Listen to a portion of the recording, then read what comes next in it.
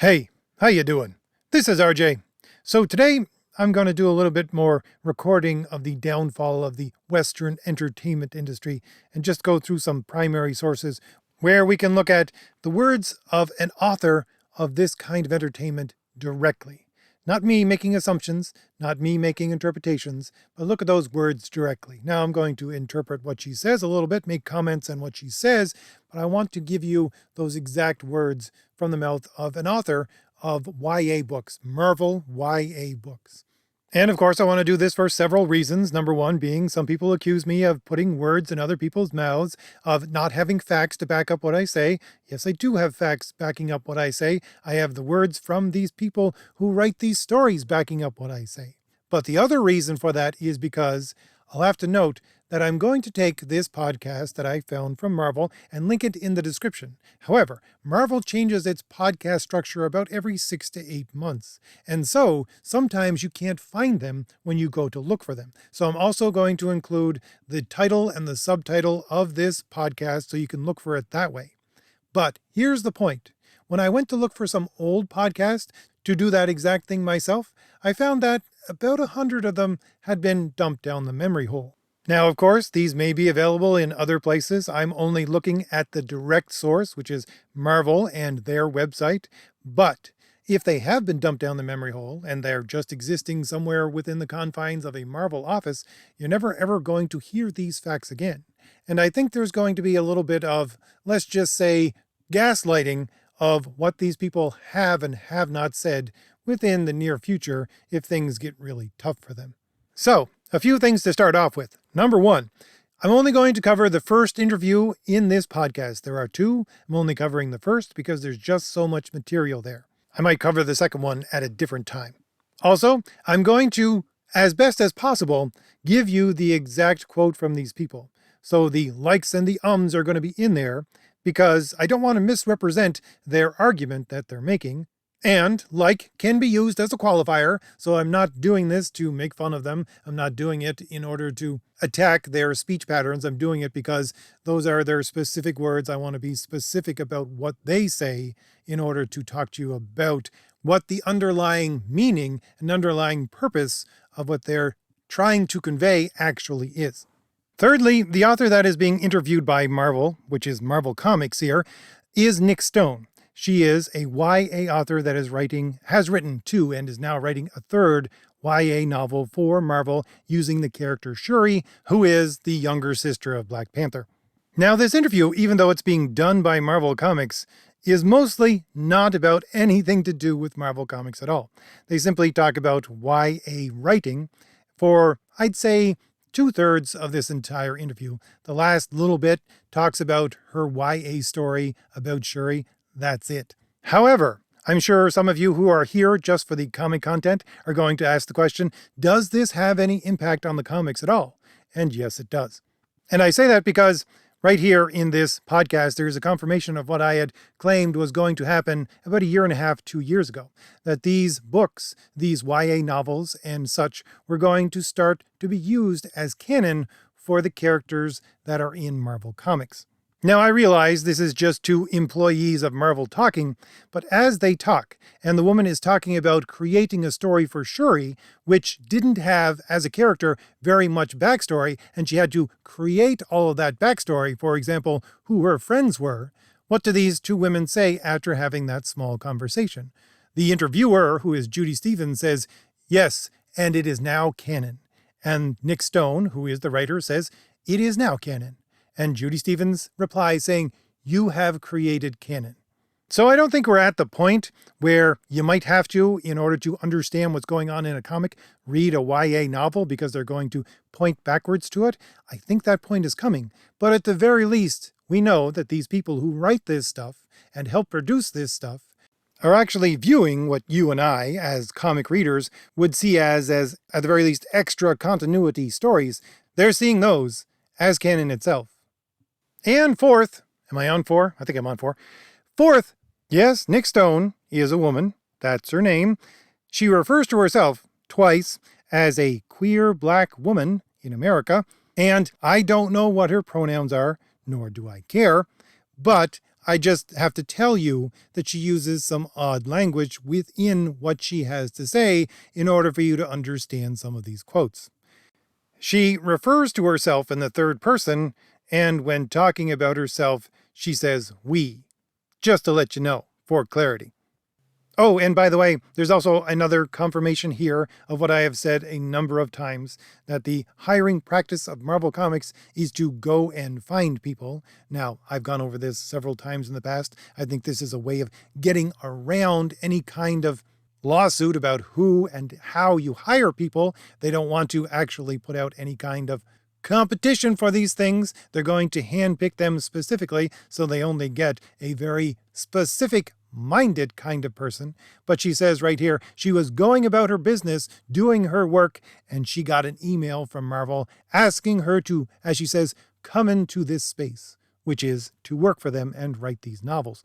Now, the real heart of why I wanted to go over this is to see exactly how she speaks, and she's talking almost historically at one point about what was going on, and how, if you are to understand what she has to say at all, everything has to be viewed specifically through a quote-unquote progressive lens. As these two women talk about diversity, you cannot budge from a very specific, narrow understanding of the world in order to even understand what they are saying. And this narrow-minded way of looking at the world is not through something like reality, it's through ideology.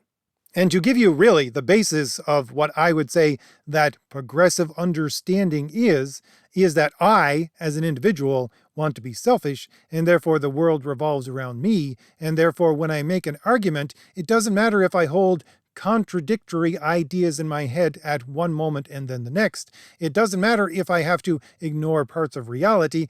It doesn't matter if I accuse other people of doing nasty things based on race, and then myself concentrate specifically on one kind of race and say that they're the only kind of people who know what's going on. It doesn't matter about any of those things as long as I, as the individual, come out on top at the end.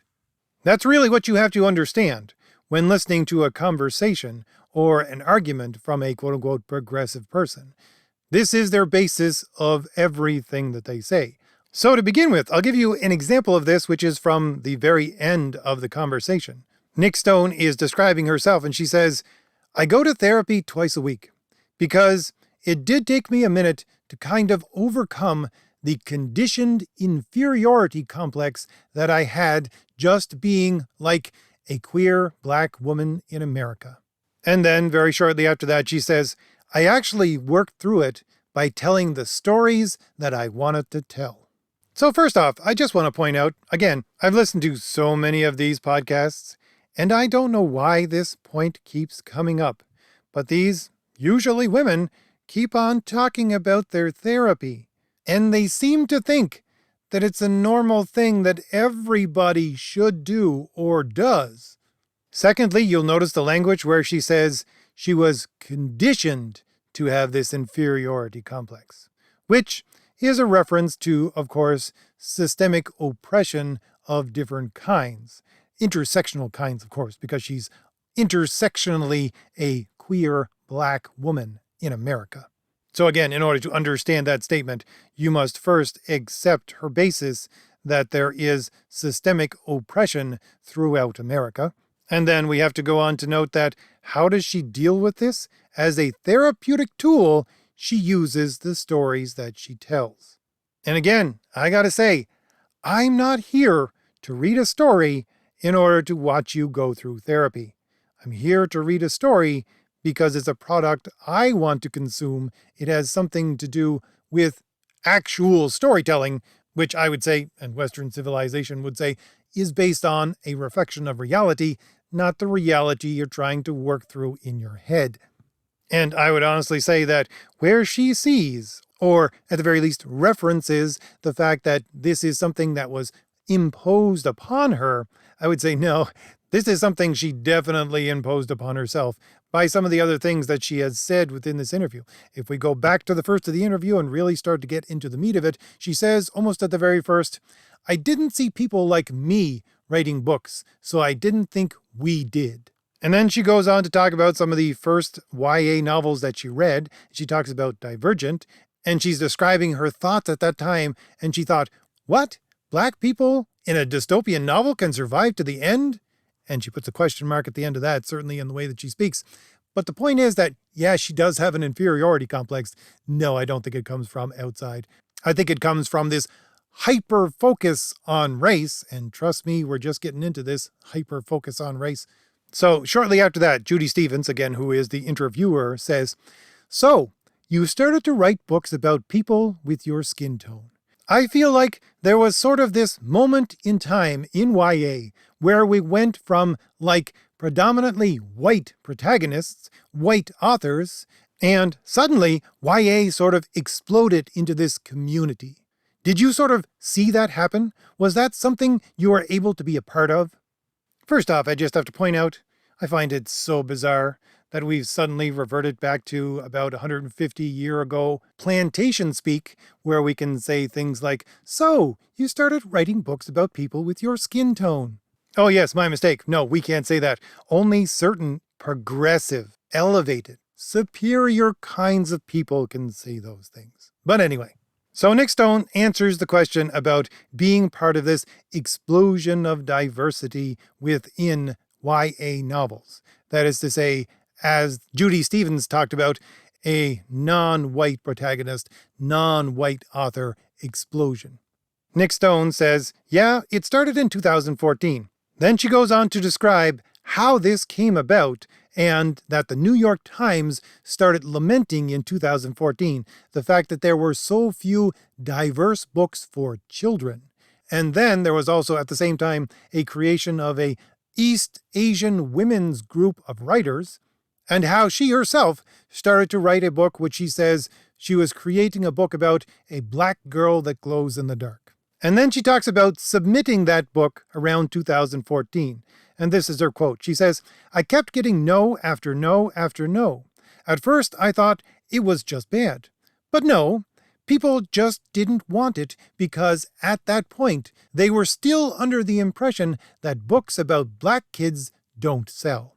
We even got a couple of rejections that were like, there's really nothing here that stands out. We were like, well, the main character is black, that's a thing. And they were like, that doesn't really matter. I don't even know if that would help us. Then she goes on to talk about how over the course of the year, people were starting to think a little bit different. And she says in 2015, there were about 2 African-American authors that had debut YA novels. In 2016, there were 1, 2, or 3. In 2017, there were, as she says, like 7 of us. And, as she says again, it started to build little by little. And now they're in double digits, which sounds huge, but isn't yet. And she continues on, and I quote, like, I'll be happier when, like, the percentage of black people in the country matches the percentage of books published about black characters. Now, I want to stop there and go over a couple of things, because I was actually on this scene doing almost the exact same thing that she was during this almost exact time period. During 2014 was when I started to do professional edits of my own YA novel, which I was trying to get out into the world, just like her. And I think there is a bit of gaslighting going on right here, or at the very least, what she hints at seems to lead you to a path that isn't really true. That is to say, she seems to hint at the fact that the book publishing industry was not completely woke at the time of 2014. No. Definitely it was. I can tell you right now, definitely it was. I was contacting other authors who were doing edits for books, and I was looking at editing my book, who were established authors with established titles and runs of titles, and they were telling me, yeah, look, if you really want to get this thing published, you're going to have to self-publish it. There's no way you're going to get this published. Why? Well, they didn't say specifically why, but as I learned when I tried to submit it to these companies, like she herself tried to do, it was because I didn't have a diverse voice within my character. My main character within my novel, was a version of me when I was younger because, write what you know. So what she seems to be lamenting here in 2014, as if 2014 was the beginning of this giant burst of diversity coming onto the scene within books and specifically YA novels. No, it happened way before this. The reason why I have most of the skills that I do today with any of this is because I listened to those authors who started around 2000 to publish and self-publish their own works because they couldn't deal with this situation of a complete woke monolith within the people who would okay and publish books. Now, was it getting worse at this time, or as she would see it, better at this time? Oh, it definitely was. But that aside, do you notice how she tried to sell the book? She's trying to sell the book because she literally says, she said to these people who were rejecting the book, who were telling her there's nothing really here, her selling point was, well, the main character is black. Well, what does that have to do with anything? They responded to her. It's not going to help us sell books. But this is her entire way from 2014 up until today that she's trying to sell her actual character and her books. It is through race. Nothing but race. Well, I suppose that's a bit harsh. I wouldn't say nothing but. I would say primarily and specifically interpreted through race. Now, there are a couple of interesting things that I want to pull out of her last statement. Her last statement being, like, I'll be happier when the percentage of black people in the country matches the percentage of books published about black characters. Now, this has something to do with what she says later on in this interview, but let's look at that itself. I would say at last look, when I looked it up about a year or two ago, I think the percentage of black people in America was about 12 to 14%. I could be wrong on those numbers, but they are definitely in a minority. And she's not talking about people of color here, that is to say people of different colors than white. She's talking specifically about one demographic. So she wants there to be 12 to 14% of the stories being put out there to be about a specific color of people so that it matches the percentage of people within a country. This, of course, is a statement of equity, not of equality. Equality would say everybody has a chance to write a good story, and he who writes the best story gets to have it published. No, she wants equity within storytelling. That is to say, there are 12% of this kind of people in America, therefore 12% of these kinds of stories should be exactly about these people. Now, I have to ask you the question. Do you think that if she was to get 12% of those stories about those specific kinds of people, she would actually be satisfied? Because her claim is based on equity. She's basically saying it's only fair that since 12 to 14% of the population have this skin tone, that 12 to 14% of, it seems like, the main characters within books within this space should be of that skin tone, because that's just fair. But if she's saying that, do you think she's actually going to stop there? I don't think she is. Actually, I know she's not. Because even though she's making the claim that this is only fair, when she gets to the end of that statement she just made, she also adds, like, that'd be cool. Just saying, but also, like, I need more than that as well. So basically, it's her saying, yeah, it's only fair if this happens, but even if I get what I think is fair, yeah, that's not going to be enough. And then right after that, Judy Stevens, the interviewer, says, I think it's just proven clearly, and I think it's the same story in comics, that, right? Like, for so long, people said, women don't read comics, and then, oh, people of color don't read this. But I wonder, like, because YA has so many more female and queer fans, if that pushed it earlier than comics. So, two things to pull out of this question. Number one is, they always say, people said. What people? Who? Give me some examples. Tell me where you found this. Why do you believe this so much? I want some proof that people said this, or people say this. I don't hear anybody saying this. Show me something that says they said this. And if you do show me that people have actually said this, did they have a reason to actually say these things? That is to say, did they have numbers sitting in front of them saying, yeah, look, we're looking at the numbers, and it doesn't appear that women read a lot of comics. Or did they have any other reasons, perhaps psychological reasons, reasons understanding what girls like and what boys like? If people were actually saying this, were there actual facts behind what they had to say? But we don't get into any of that. Trust me, we don't.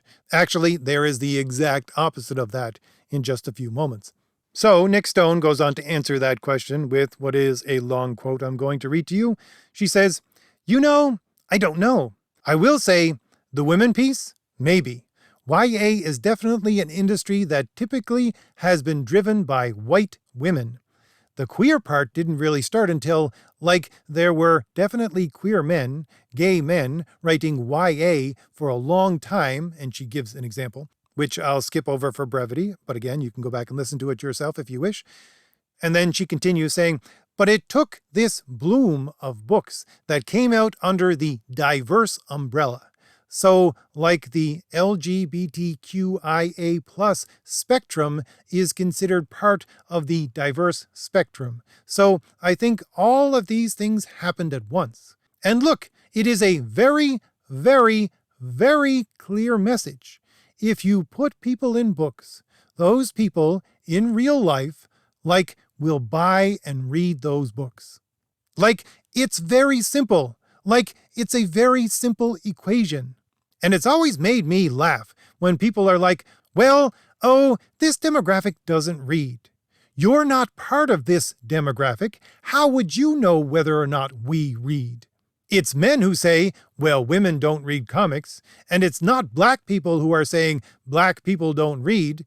These are all of these, we call them gatekeepers. Most of them have been run out of the building at this point, which is wonderful. But these gatekeepers, they just had these opinions, and they kind of held the keys to the kingdom for such a long time. And now they're mad because they don't have anything to do. So there's just so much to go over here. First of all, she tries to divide people and then clump them all together under one umbrella, all at the same time. That is to say, she's holding, it seems, two separate ideas that are contrary to each other, almost side by side in her mind, and yet they make complete sense to her. Because here's the thing. She's down on white women. Obviously, she says that it's typically been driven by white women. Why would you specifically make that qualification unless you meant something by that qualification? Why didn't she just say women? No, she says white women because she wants to separate white women off from the more diverse people that actually could be in those positions. But at the same time, she says, look, it's a very, very, very clear message. If you put people in books, those people in real life will buy and read these books. It's very simple, it's a very simple equation. Okay, so it's a very simple equation. If you put people of a diverse background into these books, you believe that those diverse people are actually going to buy those books. You think that's a simple equation and it needs to be done. But if you look at what you just said, why in the world would anybody do this? If the point of the industry is to sell books, which she says she wants people to buy books, so yes, it has something to do with money here. If that's the point of the industry and they want to make as much money as possible, and you get people to buy and then read those books if they identify with the characters within those books, why would you not simply make the characters in those books the majority of people within the country? That's what you would do if you wanted to make money. And if they did that, then no, there wouldn't be any of these diverse titles. There wouldn't be anything about these diverse people. Why? Because those people make up small percentages of the population. And even if they did buy those books because they see themselves in the title, you're not going to make money at it. Quite simply because the person who is going to do that is going to drive you out of business. But of course, as I said, the only way this makes sense is if you look at it through a quote-unquote progressive way of thinking. The only way that this makes sense is if you think about everything under, as she says, the diverse umbrella. And how in the world would you get the diverse umbrella to include the majority of people within the country? Well, the only way that you could do that is if you include women within that diverse umbrella. You can include all the alphabet people you want. You can lump them together with people that are black. You can even lump them together with everyone who is non-white. You're still not going to get a majority, and therefore, if you have this simple equation, as she says, you're still not going to write stories for these people in order to make money. No, the only way that you can do that is if you lump in this diverse umbrella also white women. They're also included in this diversity spectrum. So you have to include everyone that is specifically non-white heterosexual male.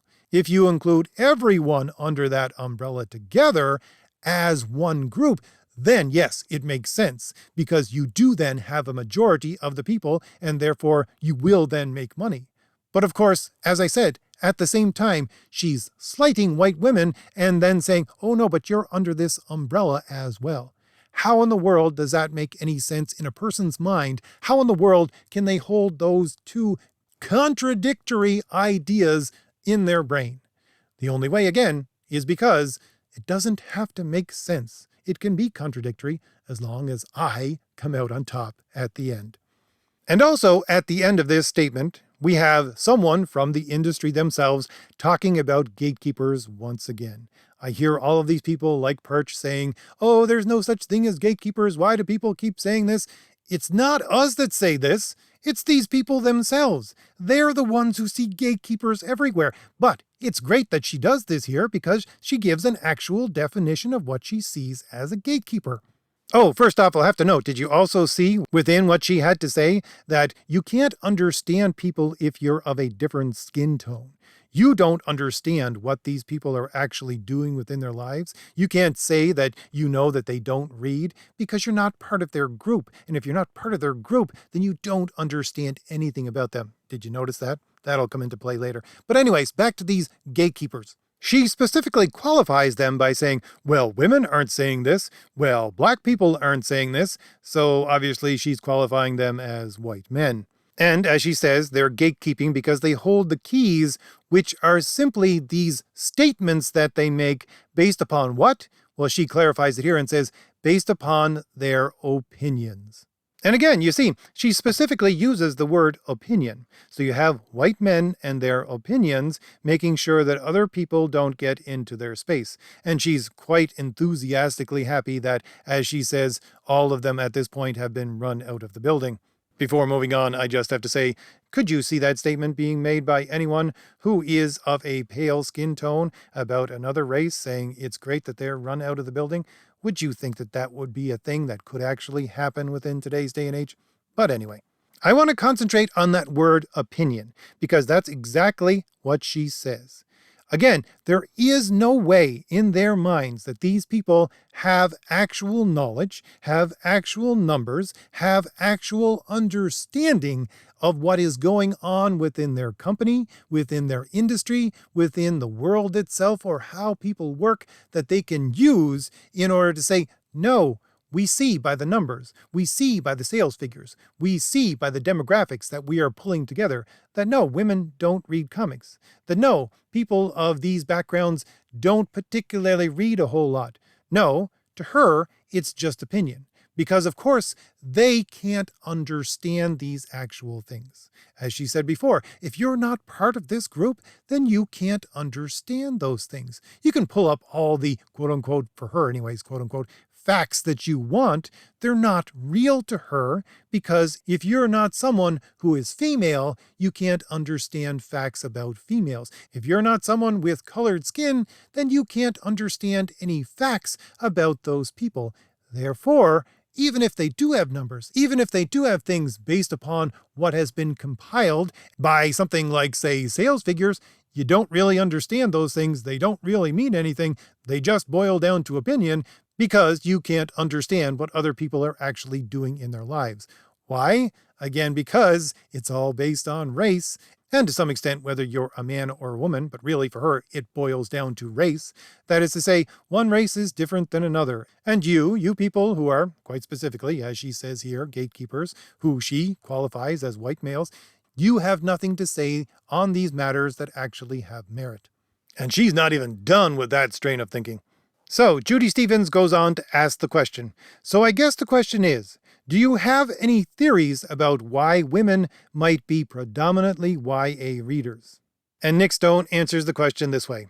I mean, it's a difficult question to answer. I do think that a lot of it has to do with patriarchy and kind of the push of boys towards industries that make the most money and typically don't involve a lot of leisure reading. I think that's partially it. I'm sure it has something to do with emotions and emotional development, etc. And by the way, that's her etc., not mine. So she continues, but I will say, I find that it can be a little trickier to get straight boys to read YA novels. They gotta be able to connect with the stuff going on in the book. And I find it fascinating, because the same isn't true in middle grade. Like, middle grade boys have no problem reading books. It's when you get into YA space that things get a little wonky.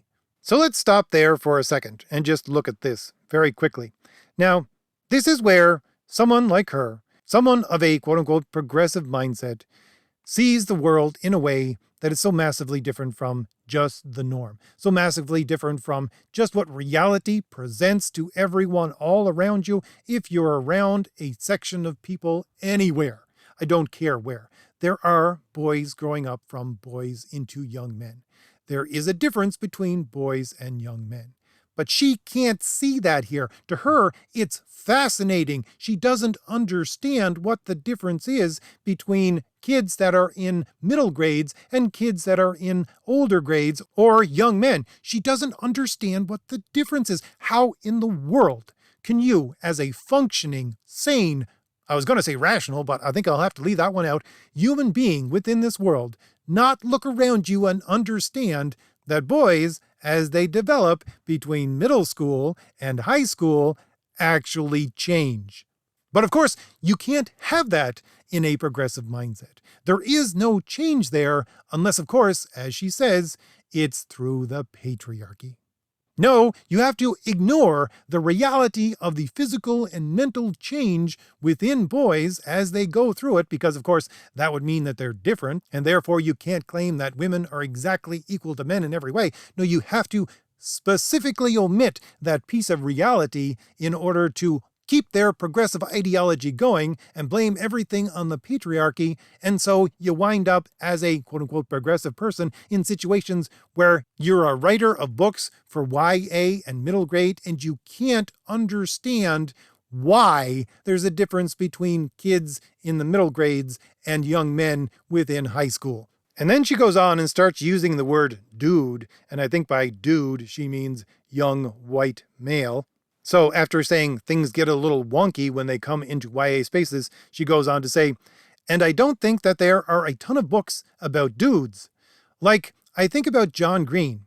He was such a staple in the YA community that I do think for a long time, people were looking at his book sales and kind of judging what demographic of YA characters actually were based on literally 4 books. So there is kind of a conflation of the volume of books sold and the idea of what types of characters are selling.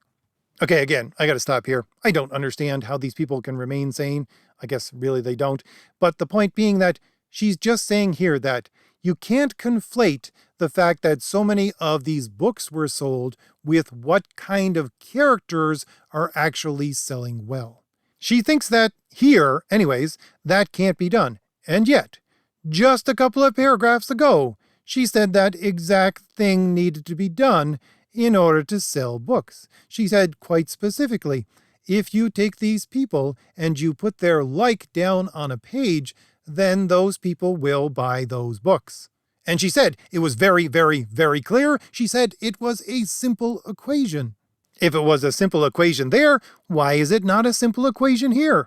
Why can't you just do the exact same thing and look at it in reverse order and say, these are the number of books that are selling with these characters, therefore, these are the people that are reading these books, therefore we know who are reading these books, therefore we have a demographic, therefore we have information, therefore we can base our ideas upon who is actually reading these things, and we know it's young men or young women Or people of this kind or that. We have these qualifiers that we can use. But she's saying, no, that can't be done, even though she said a couple of paragraphs ago that, yeah, that's what you have to do in order to sell these books.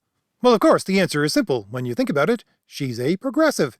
And if you look at this situation in a progressive manner, you'll see that, yes, you can apply this exact reasoning to books when they are dealing with people of color or females. But when you're dealing with, as you have here, white boys, then no. No, you can't use the same qualifications. Not at all. So quite literally saying that the rule works with a certain race of people and kind of people, but it doesn't work with another certain race or kind of people. And again, as I said, the reason why it can't work with the specifically white people and specifically white boys is because if you're able to do that, and that, as she said, simple equation can be applied to these people, then you will have correct information, then you will have data and not just opinions, and you will be able to say, well, these people do read and these people don't, and you will be able to specifically target those people, and therefore the people that are the minority and that she thinks should be, at the very least, put into the main roles of these books based upon the percentage of people in the country, those people will get ignored. But I'll have to move on to the real kicker of what she has to say. She goes on to say, after this, directly after what she had said before in that last quote, she says, so there is a kind of conflation of volumes of books sold and the idea of what types of characters are selling. But I do think that is starting to wane. My hope is that more dudes find things that they actually want to read in this space. I've had some conversations with some white boys lately that are like, I'm glad that you're being made to think about that, young man. Good. Like, there have been so many things that have been taken for granted for so long. Maybe it does have to do with girls needing some kind of community and finding it in books. Again, can you even imagine any other race being switched out with what she just said and someone's head not flying for it? Where she says she's talking to white boys and she said, I'm glad that you're being made to think about that, young man. Good. I just have to add, once again, this plantation speak. I don't know how many of you listening to me are from America, but as far as I understand the history of the word, when you say white boy, it was supposed to be a slight. The slight being that you only in America use the word boy for people who were servants and slaves. And therefore, that's why you have now today people using the term man. Because back in the 50s and 60s, people of color started to use the term man for each other. They would say, hey man. And so that would counter the old mentality, the old servant mentality of calling them boys. And therefore, when you say white boy and someone like this, who is hyper focused on race all the time, says white boys, what is she doing? Well, it is meant as a slight. It is meant as, you are inferior to me and my ideas.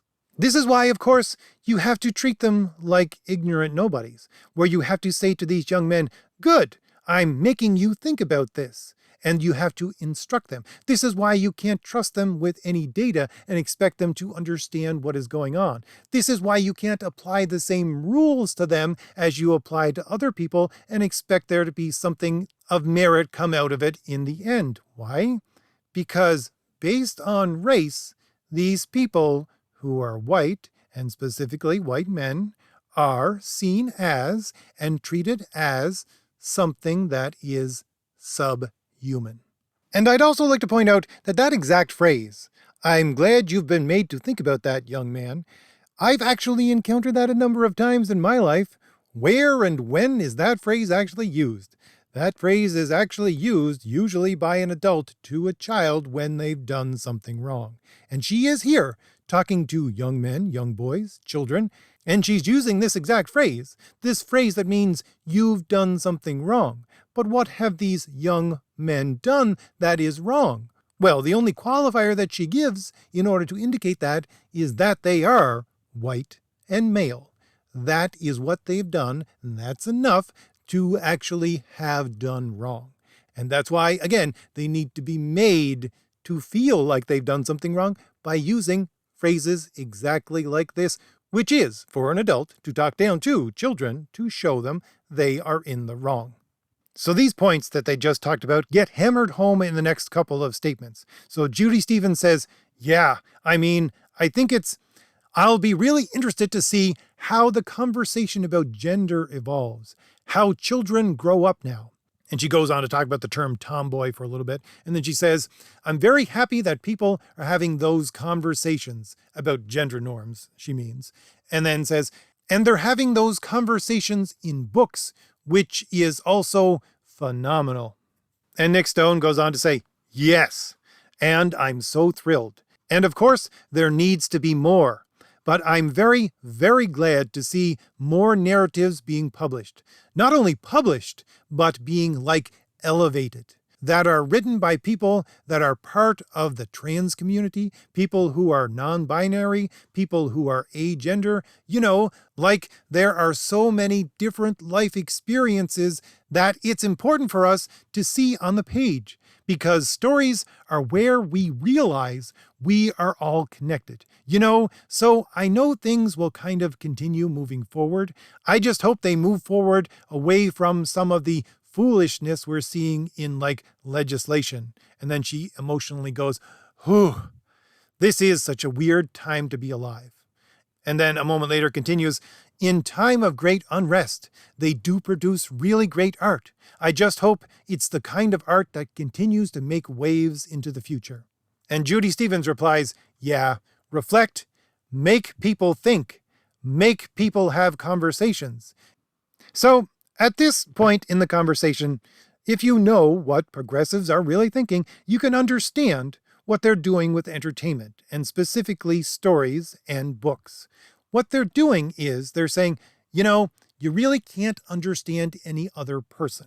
You just have to accept their experiences.